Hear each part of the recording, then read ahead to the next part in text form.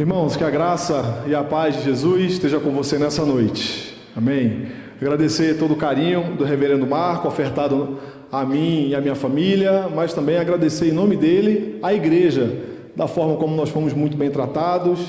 Nós temos a plena certeza que esse novo tempo que Deus está reservando para mim e para minha família é para sermos instrumentos naquele lugar, numa cidade onde há provavelmente só de população militar no mínimo 10 mil pessoas. Então há muito trabalho a ser feito em um só capelão evangélico, além de um capelão católico. Então sempre quando você pensar nos militares, não esqueça de orar por nós. Eu sempre encarei a capelania como um campo missionário, e verdadeiramente é um campo missionário para se falar do Evangelho do Senhor Jesus. Então agradeço ao carinho do reverendo Marco, a toda a nossa família. Mas vamos ao que interessa, que é a palavra do Senhor nesse momento. Queria convidá-lo e convidá-la que você possa abrir a palavra do Senhor no livro do profeta Isaías, capítulo de número 9, e vamos fazer a leitura dos versículos 1 ao 7. A versão que eu vou ler é a Nova Almeida e Atualizada, uma Bíblia comemorativa da capelania evangélica lá da academia. Então já tenho usado já para me ambientar e ter mais familiaridade com essa Bíblia. Então a versão que nós vamos estudar nessa noite é essa. Livro do profeta Isaías, capítulo 9, dos versículos 1 ao 7. Antes da leitura, vamos pedir a graça de Deus. Feche seus olhos. Senhor Deus, nessa noite, pedimos a Ti, Pai, a iluminação do Espírito Santo. Que só pela leitura, Pai, possamos ser convencidos e persuadidos da mensagem que o Senhor deseja aplicar em nossos corações. Faz assim, ó Pai querido, porque nós estamos aqui sedentos. Faz assim, ó Deus, porque nós temos sede. Faz assim, ó Pai, porque nós precisamos sair daqui nessa noite alimentados pela Tua palavra. E é em nome de Jesus que nós te pedimos. Amém. Diz assim a palavra do nosso Senhor: mas para a terra que estava aflita, não continuará a escuridão. Deus, nos primeiros tempos, tornou desprezível a terra de Zebulon e a terra de Naftali. Mas nos últimos tempos tornará glorioso o caminho do mar, além do Jordão e Galiléia dos gentios. O povo que andava em trevas viu grande luz, e aos que viviam na região da sombra da morte, resplandeceu-lhes a luz. Tu, Senhor, tens multiplicado este povo, e aumentaste a sua alegria, e eles se alegram diante de ti, como se alegram no tempo da colheita, e como exultam quando repartem os despojos, porque tu quebraste o jugo que pesava sobre eles, a vara que lhes feria os ombros, e o cetro do seu opressor, como no dia da vitória sobre os midianitas. Porque toda a bota com que o guerreiro anda no tumulto da batalha, e toda a roupa revolvida em sangue serão queimadas, servirão de Páscoa ao fogo, porque um menino nos nasceu, um filho se nos deu, o governo está sobre os seus ombros, e o seu nome será Maravilhoso Conselheiro, Deus Forte, Pai da Eternidade e Príncipe da Paz. Ele estenderá o seu governo, e haverá paz sem fim sobre o trono de Davi, e o seu reino, e sobre o seu reino, para o estabelecer e para o firmar com juízo e com justiça, desde agora e para sempre. O zelo do Senhor dos Exércitos fará isso. Esse texto ele me lembra de um episódio que aconteceu no nosso país, já tem bastante tempo, mas você provavelmente deve ter uma vaga lembrança no ano de 2001, quando a nossa nação parou mesmo, ficou totalmente imóvel, paralisada, não por causa de uma guerra, mas por causa de uma escuridão avassaladora. Não sei se você lembra, mas no ano de 2001 nós experimentamos o maior apagão da história do nosso país. Nós ficamos por um longo tempo sem energia. Verdadeiramente a gente experimentou alguns colapsos, por exemplo, de abastecimento nos supermercados. A população como um todo estava em pânico. Elevadores de muitos locais parados não poderiam ser usados. E também cidades inteiras estavam imersas e mergulhadas, imergidas numa densa escuridão. E a pergunta que mais estava na boca do povo brasileiro é: quando que isso vai acabar? Quando que nós vamos voltar à normalidade? Quando que a luz ela vai chegar de vez? Então passamos por 8 meses fazendo essa pergunta para saber quando as coisas iriam voltar à normalidade. Esse episódio também faz com que a gente possa trazer uma reflexão para a nossa história, uma reflexão para a nossa existência. A gente possa estabelecer talvez até um diálogo consigo mesmo, e algumas perguntas surgem, como uma delas, por exemplo: o que você faz quando todas as luzes que você conhece, as luzes da sua segurança, as luzes da sua história, de uma hora para outra se apagam? O que você faz quando você é assaltado por alguns apagões da existência? Por exemplo, quando você vai ao médico fazer um exame e colateralmente você recebe um diagnóstico inesperado. O que você faz quando você se dá conta que o seu casamento viveu um longo processo de degeneração, e quando você percebe, você olha ali para a situação e diz: olha, não tem mais jeito? Ou como você lidar com as crises financeiras que se abatem sobre a sua vida de tempos em tempos, ou sobretudo quando você se vê diante de uma situação que é necessário você diminuir o seu padrão social e financeiro por causa de uma grande crise que se instalou na sua vida. E sobretudo quando você é tomado por uma grande depressão e escuridão da alma, quando a sua vida de uma hora para outra escurece e o que alimenta você é angústia, é melancolia, é tristeza e é vontade de ficar deitado numa cama e não mais desejar a vida, mas sim a morte. Então esse texto aqui de Isaías, meus irmãos e as minhas irmãs, está falando sobre os apagões da existência também. Esse texto aqui de Isaías está mostrando de um apagão que aconteceu em Israel, mas sobretudo ele aponta para a luz, ele aponta para a vinda de Jesus, para a vinda do príncipe da paz, que é a luz que resplandece nas trevas. É muito interessante que o livro de Isaías é um livro maravilhoso, e basicamente, se a gente olhar a primeira parte do livro de Isaías, que os estudiosos dizem que compreendem ali entre os capítulos primeiros e o capítulo de número 39, durante toda essa fase do ministério do profeta Isaías, ele faz uma vívida descrição de um povo que está mergulhado em densas trevas. Eu queria convidar você a gente fazer um sobrevoo rápido, um sobrevoo panorâmico para a gente entender por que o profeta Isaías exatamente está falando esse texto no capítulo 9 para o povo de Judá, para o povo de Deus que estava passando por um grande apagão espiritual. Mas para que você tenha uma referência histórica, uma referência de data, ela não faz muita diferença para nós aqui, mas se você quiser pesquisar ou tem desejo disso, essa era aqui em que ele está pregando era mais ou menos uma era do ano 730 antes do nosso Senhor Jesus. É importante a gente ter uma certa localização histórica, porque a gente pode entender o texto e um pouco do livro do profeta Isaías a partir de 2 pontos de vista. E o primeiro deles é de um ponto de vista interno. As coisas não estavam tão bem. Israel e Judá estavam separados. Judá era um reino mais fraco, Judá era um reino mais acuado, não tinha tantos recursos. E do ponto de vista interno, o rei de Judá, Acabe, ele vê o reino do norte se aliando com a Síria e ali para atacar, para que eles não capitulassem, uma pressão muito maior do ponto de vista externo, que era um avanço do grande império que estava voltando com todo o seu vigor, o império da Assíria. Então, basicamente, se a gente for entender do capítulo 1 ao capítulo 9, para a gente delimitar por aqui, o tema principal que Isaías faz, o raio-x principal da situação do povo de Deus, é o tema da crise. É uma crise profunda que eles passam, uma crise profunda que eles enfrentam, cujo nome, eu vou usar aqui uma expressão talvez não seja tão boa, cujo nome é travestido como nome de trevas. É uma crise que Isaías está dizendo, isso aí é uma treva que vocês estão passando. E a gente começa a perceber que essas trevas, elas são travestidas no capítulo 1 por uma calamidade profunda. Eu não sei se você já teve a experiência de ler o capítulo 1 de Isaías. O Senhor está dizendo que não tem uma parte que esteja limpa. A nação inteira está doente, são chagas dos pés à cabeça. O Israel vive uma grande calamidade nacional, de grande escala. E essa calamidade era vista em forma de uma rebelião, de um povo que vivia de uma forma autônoma. Mas Isaías ele vai descrevendo mais, além dessa calamidade do ponto de vista nacional, era uma calamidade do ponto de vista religioso. Sabe aquela ideia que você talvez já possa ter visto e você já possa ter testemunhado e por que não já possa até ter acolhido, dizendo, olha, eu continuo pecando e Deus continua abençoando. Não está nada de errado. Uma vez ouvi um amigo pastor dizer, olha, existem muitos homens de Deus que continuam em pecado, pregam no púlpito e têm um relativo sucesso aos olhos dos homens.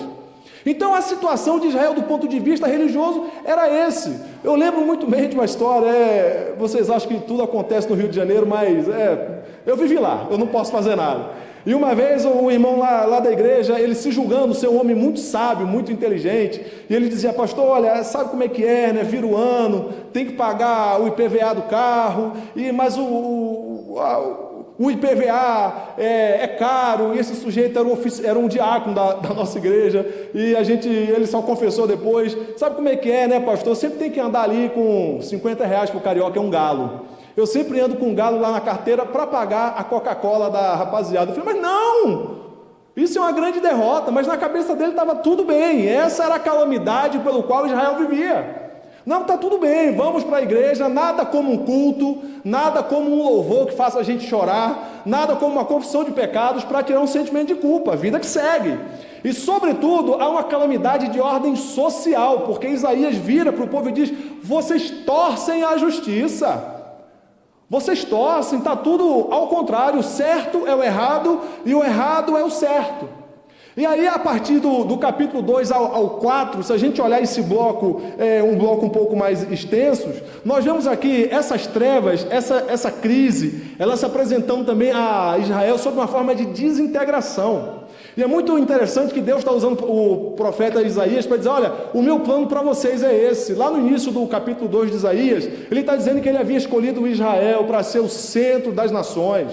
Ele havia escolhido aquele povo para ser o centro do mundo, para ser o centro da lei de Deus, para ser o centro de justiça e paz, mas o que se vê mais uma vez é desintegração de ordem nacional, é desintegração de ordem religiosa e é desintegração de ordem social, a ponto de nós termos as duas primeiras exortações do livro, além lá da primeira, vinde e arrazoemos, diz o Senhor. Além daquela, nós temos duas exortações vívidas que diz assim, Isaías 2,5, venham, ó casa de Jacó, e andemos na luz. Vocês pensam que vocês estão bem demais, mas vocês estão nas trevas, vocês vivem num processo de degeneração profunda. E lá no capítulo 2, verso 22, a segunda exortação assim diz, afastem-se, pois, do ser humano, que só tem vida enquanto respira, pois em que ele deve ser estimado. É a situação grave que Israel estava passando. Trevas densas, trevas terríveis. E no capítulo 5, o Senhor usa o profeta Isaías para ele cantar para o seu auditório, e ele lança aquela parábola da vinha. E aquele texto ele é maravilhoso, porque ele está dizendo que o terreno onde ele plantou a vinha foi um terreno escolhido, ele limpou aquele terreno, era um terreno sujo, era um terreno que não tinha muro, era um terreno que tinha pedras, ele lavou, sachou, limpou, cercou, colocou uma torre, escolheu de vides escolhidas, sementes da melhor qualidade, mas a palavra do Senhor diz que deu uvas bravas, que o fruto foi um fruto terrível. E esses frutos nós conhecemos, eles estão presentes na forma dos 6 ais. Então são frutos que aos olhos de Deus não eram frutos agradáveis, eram uvas azedas. E a pergunta perturbadora desse capítulo 5 é, o que mais se poderia fazer à vinha? Tudo que deveria ser feito eu fiz. Eu não sei mais o que se pode fazer aqui nesse povo, e é muito interessante porque pela primeira vez, aquela doutrina do remanescente fiel que está presente, lembra disso? Olha, o Senhor ele vai julgar, ele vai limpar o povo, ele vai ficar um pecado, mas tem meia dúzia que é crente, e por causa dessa meia dúzia Deus vai abençoar. Porque quem está fazendo essa pergunta é Deus. Olha, eu fiz tudo por vocês, mas o que mais se poderia fazer? A pergunta é óbvia, né? Nada, porque tudo que o Senhor deveria fazer, o Senhor fez. Então Isaías está lidando com essa situação, e aqui no capítulo 6, que é um dos capítulos mais importantes, ele tem uma experiência profunda de desamparo, porque ele está diante do templo, ele está buscando a Deus, ele tem uma experiência com o Senhor, e a experiência que ele tem é uma visão de um Deus santo. E quando ele tem essa visão de um Deus santo, porque diz lá, santo, santo, santo, lembram disso? Santo, santo, santo é o Senhor dos exércitos. Quando ele tem essa experiência de um Deus santo, ele percebe que ele está diante de alguém que é totalmente outro, totalmente diferente dele. É um Deus de uma substância diferente, é algo assombroso. Então o Isaías aqui, ele experimenta, ele tem essa convicção de desamparo profundo, essa confissão de inadequação. Eu não sei se vocês lembram daquela passagem que Jesus, lá da pesca maravilhosa, mandou jogar, aí o Pedro estava lá sem roupa, quando ele viu Jesus depois daquela pesca, ele falou, sai, Senhor Deus, Senhor Jesus, sai da minha presença. É diferente, né? Porque tem algumas canções que diz que na tua presença dá vontade de beijar, dá vontade de pular, dá vontade de cheirar lá no cangote de Jesus. Pedro é totalmente diferente, Senhor, sai. E aquilo ali, a mensagem é muito profunda, porque é um senso de inadequação tão grande, da gente estar diante de um Deus santo, de um Deus que é totalmente outro, de um Deus que é belo. E essa é a experiência do profeta Isaías, a ponto dele dizer, ai de mim, porque eu tive uma experiência extremamente profunda. E é interessante, não sei se os irmãos já tiveram um pouco da experiência até nas suas devocionais, lê ali o primeiro livro de João Calvino nas Institutas, ele diz, é impossível um sujeito que se diga um sujeito crente, e que verdadeiramente teve uma experiência com o Senhor, ainda vive uma vida de arrogância, uma vida de orgulho. Porque o que cabe a nós é a humilhação e o quebrantamento diante de Deus. Então essa é a experiência de desamparo do profeta Isaías. Eu tive uma experiência com Deus. E ele diz aqui, no capítulo de número 6, ele falou, ai de mim, porque eu estou perdido. E ali ele fica desesperado, e o remanescente fiel. E lá no versículo 13 do capítulo 6, o Senhor está falando para ele, fica tranquilo, porque como terebinto e como carvalho dos quais, depois de derrubado, ainda ficará o toco, ainda a santa semente será o seu toco. Embora você tenha perdido as esperanças, embora você viva essa experiência de desamparo, eu estou governando a história. Isaías vive isso. Isaías vive a sua crise, é um chamamento da aparição do nosso Senhor. E aí depois desse chamamento a gente vira no capítulo 7, a gente vê um rei Acabe, as trevas de Israel travestidas na fraqueza de seus líderes, fraqueza de espírito, um homem com medo, um homem desesperado, um homem escondido por causa das ameaças. E Deus manda Isaías para animar aquele homem.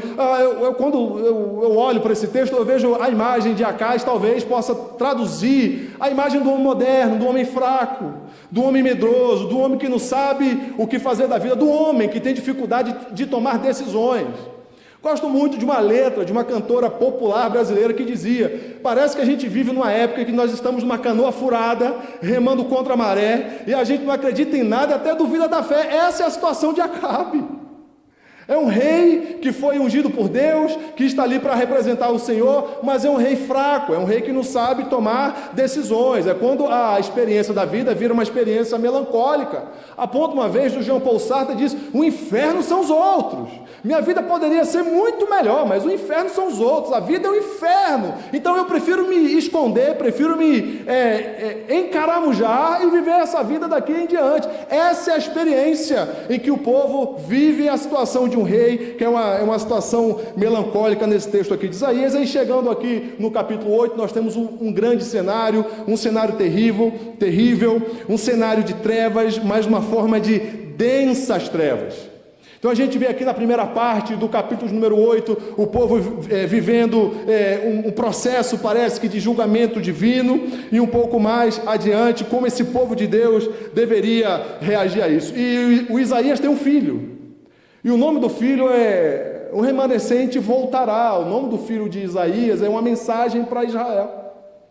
Isaías, o nome do seu filho é uma pregação para o meu povo. Então o Isaías, ele está nesse contexto aqui, e ele está nesse apagão de muita fraqueza, ele está resgatando essa doutrina do remanescente fiel para esse povo. E aí aqui no capítulo 9, agora de uma forma muito breve, ele oferece uma poesia. No meio de um tempo tão difícil, no meio de um tempo de densas trevas, de profunda escuridão, ele oferece uma poesia, e a poesia é exatamente essa que eu li com vocês agora há pouco. No versículo 1 diz lá: mas a terra que estava aflita não continuará na escuridão.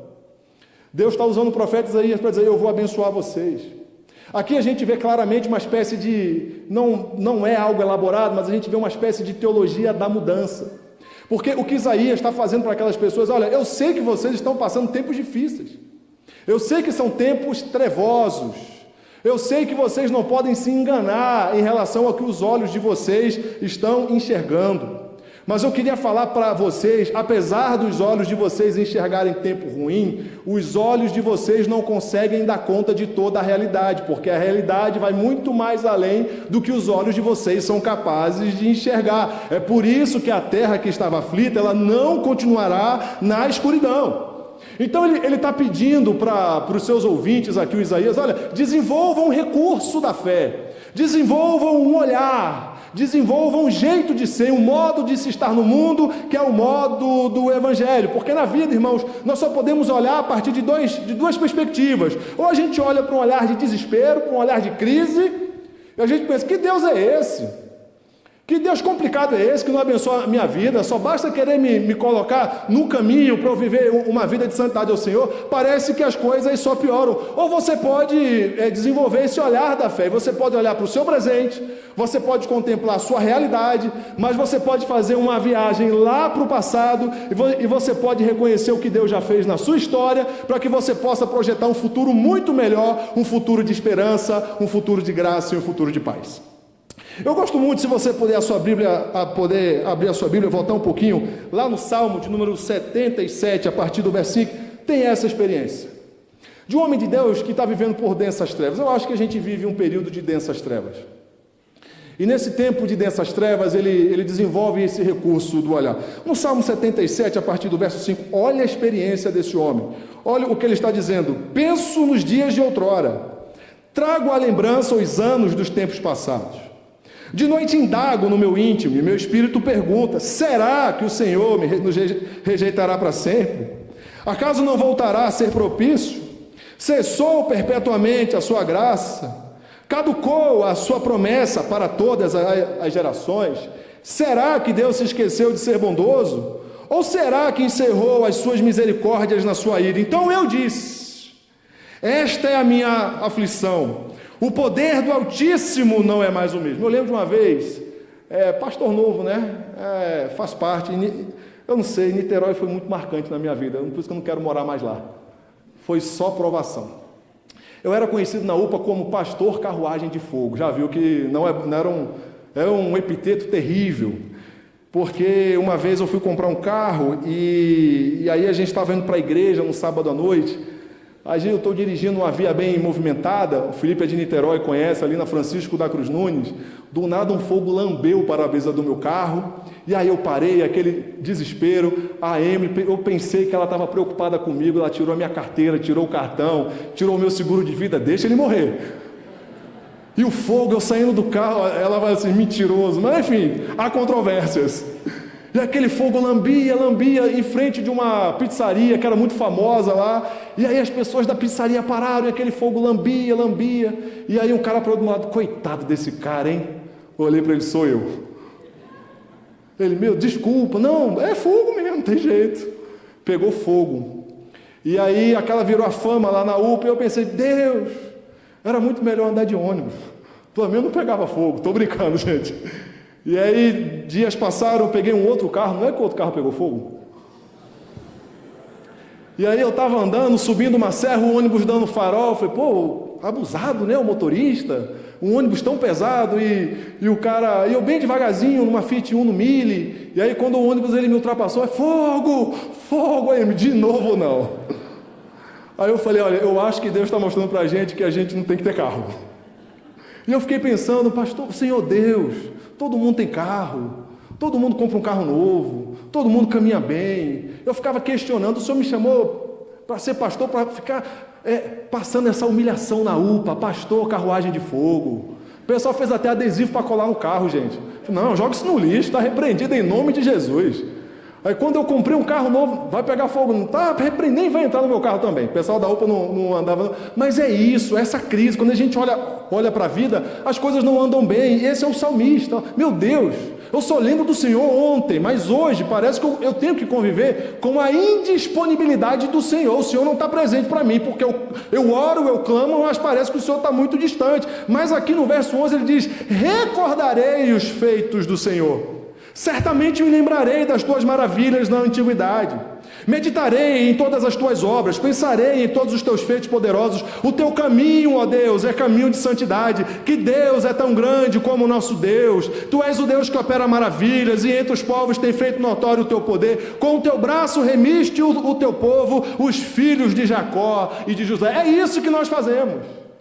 Quando o presente não é nada agradável, eu olho para trás para recordar as bênçãos de Deus. O Senhor nunca desamparou você, santo varão. O Senhor nunca desamparou a sua igreja, porque Deus é um Deus fiel. Então Isaías, ele prega isso: olha, o Senhor nunca desamparou a gente. O Senhor sempre esteve do nosso lado, porque a luz chegará. A terra de Naftali, que está sofrendo pressão, vai ser conhecida lá no Novo Testamento como Galileia dos Gentios. O Zebulon, que está morrendo de medo de capitular diante da Síria, vai ser conhecido como o caminho do mar. Está aqui no final do primeiro versículo. Está aqui também. Vai ser conhecido como o caminho do mar. E Gileade, que não aparece aqui, que é a expressão chamada além do Jordão. Do ponto de vista geográfico, é a Transjordânia, está dizendo: olha, fica tranquilo, porque tudo vai ser mudado. Aí aqui dos versículos 2 e 3, ele está dando aqui uma certeza. O Isaías está vendo para esse povo que está vivendo um tempo difícil e está dando uma grande certeza. Ele fala: o povo que andava em trevas viu grande luz, e aos que viviam na região da sombra da morte resplandeceu-lhes a luz. Tu, Senhor, tens multiplicado este povo e aumentaste a sua alegria. Eles se alegram diante de ti, como se alegram no tempo da colheita, e como exultam quando repartem os despojos. O Isaías está dizendo: nós vamos ser abençoados pelo Senhor, porque nós teremos experiências da luz e nós viveremos experiências de alegria. Em meio às experiências de calamidade nacional e dessas trevas, e suportando talvez o ocultamento da face de Deus, nós vamos experimentar alegria sobre alguns símbolos. E o primeiro símbolo que ele traz aqui, ele está dizendo: olha, o Senhor aumentou a nossa alegria. Isso aqui é um motivo salomônico. Irmãos, o período de maior prosperidade de Israel foi quando Salomão se assentou no trono. Foi onde o reino de Israel se expandiu profundamente. Esse foi o único rei verdadeiramente que sentou no trono de Davi após Davi, porque os outros não sentaram. Os outros até governaram, mas não sentaram verdadeiramente. Então ele está dizendo: olha, como houve um tempo de multiplicação com o rei Salomão, nós viveremos um tempo de multiplicação com um novo sucessor que o Senhor está preparando para sentar no trono de Davi. É o primeiro símbolo de alegria. O segundo símbolo é de colheita, porque ninguém pode chegar diante da presença de Deus. Lembram disso no Êxodo? Quando o Senhor fala: não se apresentem diante de mim de mãos vazias. Então o povo nas festas tinham que se apresentar diante de Deus com o fruto da sua colheita como um símbolo de gozo, como o símbolo de profunda alegria, como um símbolo de uma grande vitória. Nós trabalhamos, mas nós colhemos. A pior coisa que tem, como nós vimos aqui em Ageu, é trabalharmos e termos a sensação que o saco está furado. Então Isaías está dizendo isso: olha, nós vamos experimentar uma alegria como o gozo que nós experimentamos numa colheita, mas sobretudo também, como ele apresenta aqui, o terceiro símbolo, que é o símbolo de um despojo. Olha, quando a gente vai à guerra, o que nós mais desejamos é catar o que ficou, as peças valiosas, e trazer para casa como uma grande vitória, porque além da vitória, o que é mais interessante é pegar o que ficou para eles exercerem ali a expoliação. Então isso aqui é uma ideia que Isaías está defendendo, e diz, mais uma vez: olha, nós vamos experimentar a luz do Senhor, nós vamos experimentar o gozo do Senhor, nós vamos experimentar a alegria no Senhor. E aqui ele vai rapidamente dar 3 razões para isso. Ele está dizendo: mas como assim, Isaías? A gente está vivendo um período difícil, e a história diz que piorou mais. Mas ele está dando aqui rapidamente, três razões, e a primeira delas está aqui, ó, na expressão do capítulo 9, versículo 4, quando ele diz aqui, ó: por quê? Então vocês vão experimentar alegria, por quê? Porque, diz aqui o texto: porque tu quebraste o jugo que pesava sobre eles, a vara que lhes feria os ombros, o cetro do seu opressor, como no dia da vitória dos midianitas. Então Isaías aqui está trazendo para nós 2 referências históricas. Do que é que você lembra quando você ouve a expressão jugo? Do que é que você lembra quando você ouve aqui a expressão vara? Do que é que você lembra quando você ouve a expressão cetro ou ombros, um povo sofrido? Você lembra do Egito. Você lembra, então Isaías está trazendo essa memória, está dizendo, está vendo nos tempos do Egito? Lembra quando nós vivíamos em escravidão que o Senhor soberanamente, por um ato soberano, nos libertou? E lembram da vitória em relação aos midianitas, o Gideão querendo ir para o combate. O Gideão havia convocado 30 mil homens e Deus falou, tem muita gente.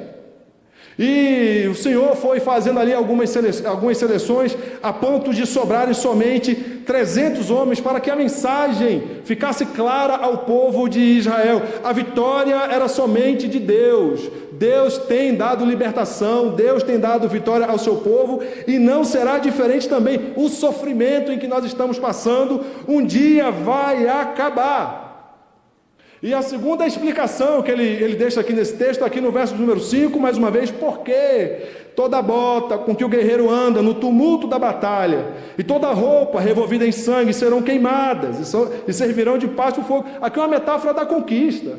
Irmãos, tem hora que cansa, todos os dias a gente tem que se armar para a gente viver a vida, porque as pessoas são difíceis. Porque vivemos num mundo egoísta. Então Isaías está dizendo, lembram? Todas as vezes quando nós éramos ameaçados, tínhamos que colocar bota de guerra, colocar equipamento de guerra. Ele está dizendo, isso vai acabar. Porque essa bota vai ser queimada, a roupa ela vai ser queimada, aquele opressor, o inimigo vai ser destruído, não haverá mais necessidade de colocar equipamentos. Lá em Isaías capítulo 2, ele está dizendo que o Senhor inaugurará uma paz edênica.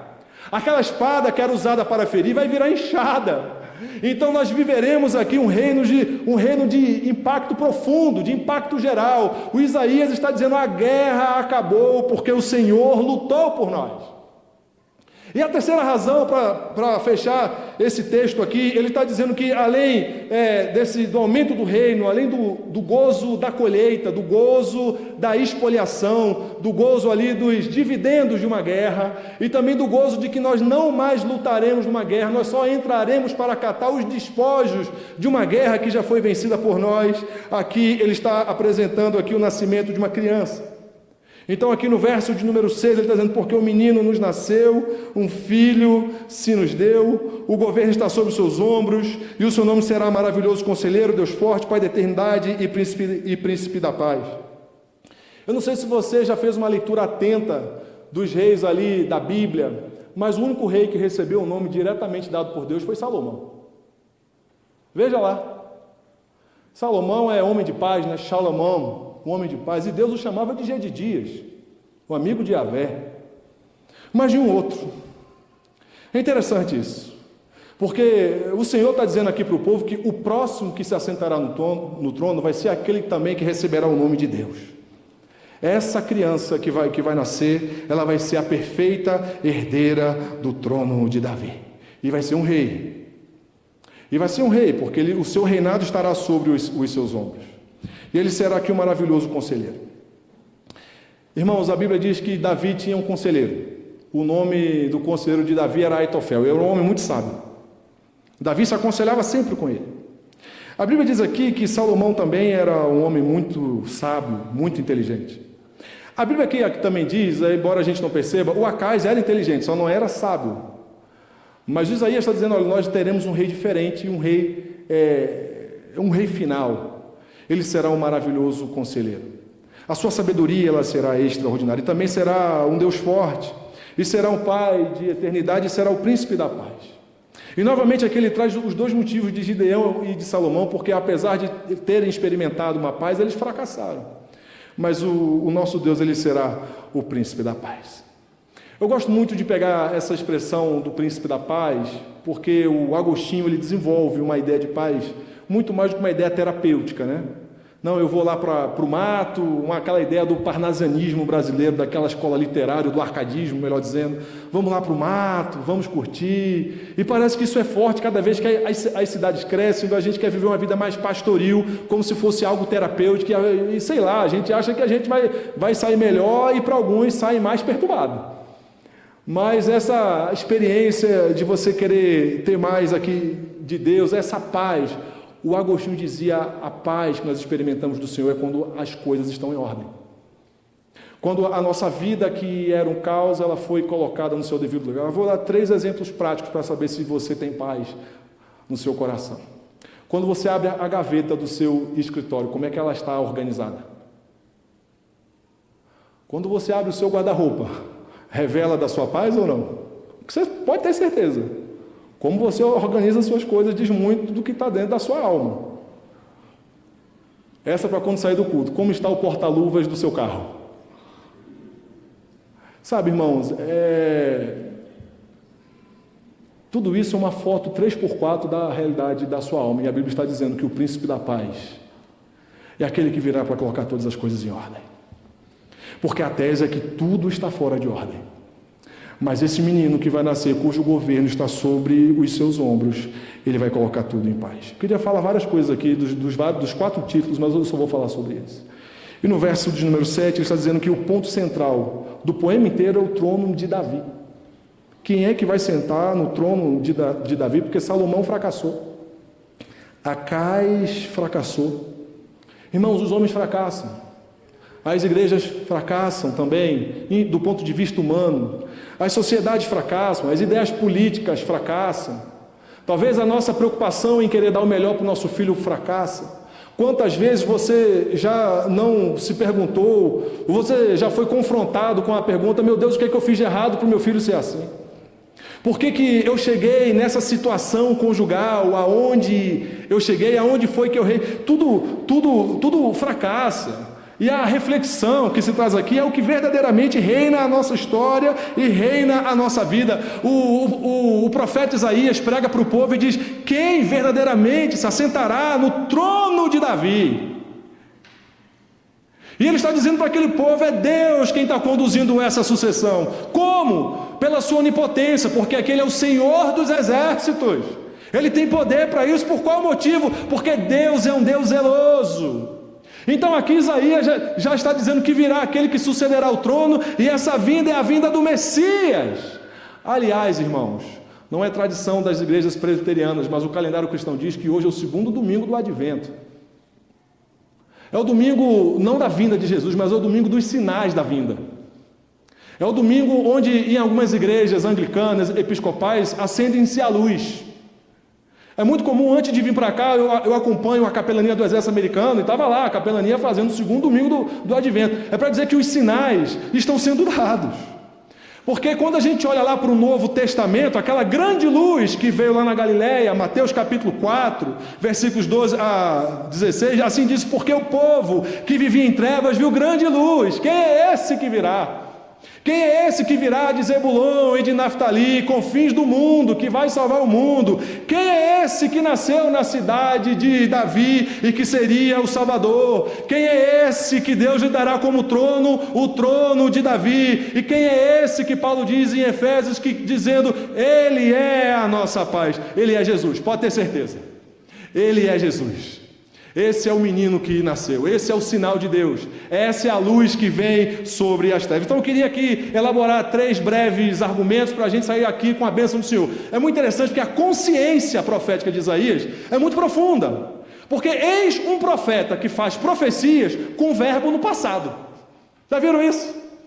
Você não gosta, né? Alguém que chega para você: não, mas você já está abençoado. Não, pastor, eu quero mais. Eu quero que libere um negócio mais. Não, é interessante que a consciência do profeta de Isaías, que ele está fazendo profecia com a estrutura inteira toda no passado, porque na cabeça de Isaías já é dado como certo, não tem erro, não vai falhar. E só aqui no versículo 7 que ele, não sei, acontece que ele projeta algo mais lá para frente, mas a consciência profética é essa. Então há uma relação profunda entre presente, passado e futuro. Então eu queria dizer para você aqui nessa noite, em primeiro lugar, que a vinda do nosso Senhor Jesus, essa luz que resplandece nas trevas, esse príncipe da paz, nós podemos experimentar perdão para o nosso passado. Glória a Deus por isso. Sabe por quê, irmãos? Eu tenho não a vaga sensação, mas eu tenho uma profunda convicção de que tem pessoas aqui que estão nessa igreja, que estão vivendo nesse culto, ou vivendo as suas vidas, mas não vivem esse presente e é um residente lá do passado. Quantas pessoas não conseguem aceitar um perdão? Quantas pessoas erraram ontem e não conseguem resolver isso, porque vivem as suas vidas morando no passado. É um residente do ontem, mas Deus está chamando você para ser um residente do hoje, porque o passado, para mim e para você, não é uma moradia, mas é uma referência. Eu olho para trás e eu digo, obrigado, meu Deus, porque eu não sou quem eu era antes. O John Newton falava isso quando escreveu o hino Amazing Grace, falou, graças a Deus, porque eu não sou o que eu era antes, porque eu tenho certeza que um dia eu jamais chegarei a ser alguém que eu gostaria de ser, mas louvado seja o teu nome, Senhor, que eu sou o que sou pela graça de Jesus. Então louvado seja Deus por isso, porque quando eu olho para trás para a minha vida, eu, Wesley, eu era um pecador miserável, eu era imundo, filho de pastor que odiava ir para a igreja, não queria, eu odiava, irmãos. Vocês sabem que meu pai colocava o capeta para ver se empurrava algumas vezes, mas era com muita raiva, mas o Senhor mudou a história, muito obrigado, porque quando eu olho para trás, há perdão, está pago, glória a Deus por isso. Então quando eu olho para a minha vida, eu fico incomodado com as minhas falhas, mas eu louvo a Deus, porque para mim hoje é uma referência do que eu era antes, e do que eu sou em Cristo Jesus, e talvez a mensagem do Evangelho é essa. O Isaías está sendo usado por Deus, mas olha, vocês não precisam ser aquilo que vocês eram antes, porque o passado é uma referência para vocês, e vocês sabem que Deus sempre cuidou, e Deus sempre abençoou a vida de vocês. Mas para o nosso presente, o Senhor também é a nossa paz, é a nossa luz, que orienta no caos. Talvez você possa viver esse apagão emocional, talvez você perdeu o rumo da vida, acontece. Um dia desse eu fui fazer um velório de um senhor de 86 anos, e o filho virou para mim e disse, e aí, como é que foi e tal? Não, pastor, com 86 anos ele perdeu a alegria da vida. A minha mãe faleceu e não conseguia mais estabelecer o prumo da vida. E foi difícil, pastor, eu me sinto culpado. O que eu preciso fazer? Eu falei, só o Senhor pode trazer paz para o seu coração. Acontece.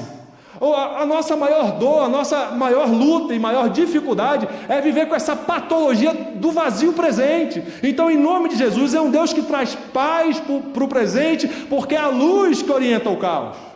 Mas, sobretudo, é aquele que tem a promessa do porvir para a minha vida e para a sua vida e para a igreja do Senhor Jesus. Porque talvez você esteja aqui com medo de um apagão existencial. Talvez aqui você esteja preocupado com o dia de amanhã, mas saiba que o Pai da eternidade, Ele governa o tempo e a história. Concluindo, em 2001, quando as luzes voltaram, mas elas não voltaram por acaso. Depois que as luzes voltaram, alguém teve que religar os disjuntores. Quando as luzes voltaram, alguém teve que reconectar os cabos e reiniciar o sistema. Mas a questão hoje não é o que você vai fazer para viver melhor, porque não precisa vir para a igreja para você saber o que paga um coach que é melhor. É mais interessante, acho que tem mais recursos. Você não vai. Eu não estou aqui ridicularizando isso, não. Acho que você tem outros caminhos. Aqui é diferente. A mensagem que nós recebemos aqui é o que nós precisamos saber a respeito de nossa identidade por causa da ação graciosa de Deus. Isso é Natal para a gente. O Natal é exatamente isso. Não é você precisar acender a luz do seu casamento e a luz da sua vida, porque a luz já foi acesa. O Senhor já acendeu a luz enviando seu filho. Você não precisa fazer mais nada, você só precisa responder. E essa resposta para a Bíblia é uma resposta de fé. Então a luz ela já foi acesa lá atrás, e essa resposta você pode dar através de 3 formas. E a primeira delas é você entender que a sua vida ela precisa sair da autonomia para a adoração a Deus.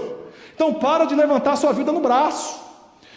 Irmãos, a minha vida, eu sou um híbrido estranho, porque apesar do sotaque ser de Carioca, eu nasci em Recife, e lá em Recife a gente gostava de soltar pipa, não sei qual é o nome que você dá aqui, e eu lembro-me que eu era irmão mais novo, e o meu irmão dizia, vai lá no final da rua, levanta a pipa que eu vou sair correndo, mas era uma imagem medonha, porque não tinha vento, e ele levantava a pipa, eu saía correndo, ele queria levantar aquela pipa no braço, e a pipa não subia, e eu pensei, só sobe se tiver vento. Mas era uma luta desgraçada, e ele dizia, a pipa está mal feita.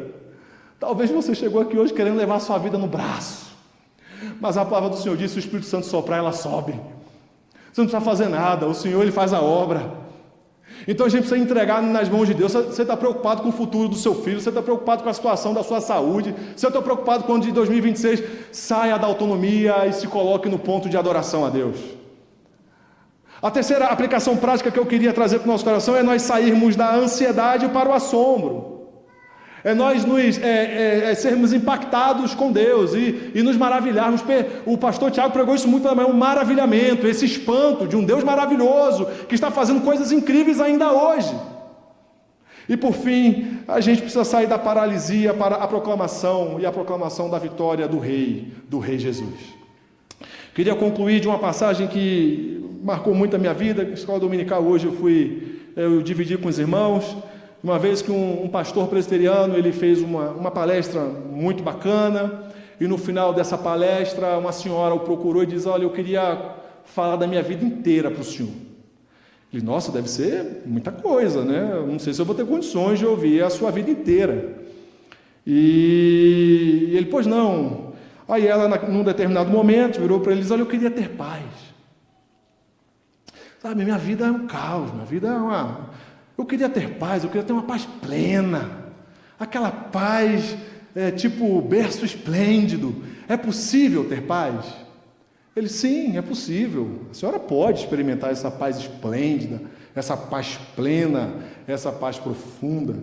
E ela disse: mas quando que eu vou experimentar isso? Naquele dia em que a senhora estiver deitada numa cama de madeira, e as pessoas estarão à sua volta só falando bem da senhora.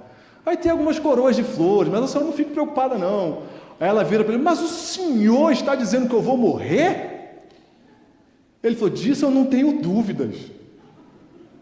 A minha dúvida é saber se a senhora vai viver antes de morrer. Ele virou para ele e perguntou: qual é o nome da senhora? Meu nome é Irene. Oh, Irene! A senhora sabia que na tradição grega, Irene, da onde vem a expressão paz? A senhora tem o nome paz na certidão de nascimento, mas não tem paz no coração? Está na hora da senhora responder algo de Jesus para a sua vida. E eu queria deixar essa pergunta para você aqui nessa noite. Você precisa responder algo para o Senhor nessa noite. Porque o Senhor Jesus veio. Os sinais já foram dados, como deram aqui Isaías. E nós precisamos rever a nossa vida aos pés do Rei Jesus, para que nós possamos viver uma vida reluzente. Que o Senhor te abençoe, que o Senhor te guarde. Que o menino Jesus possa acender uma luz na sua alma nessa noite. E você sair da escuridão e você dizer como Jesus disse: eu estou vivendo uma vida em abundância no meu Senhor. Amém.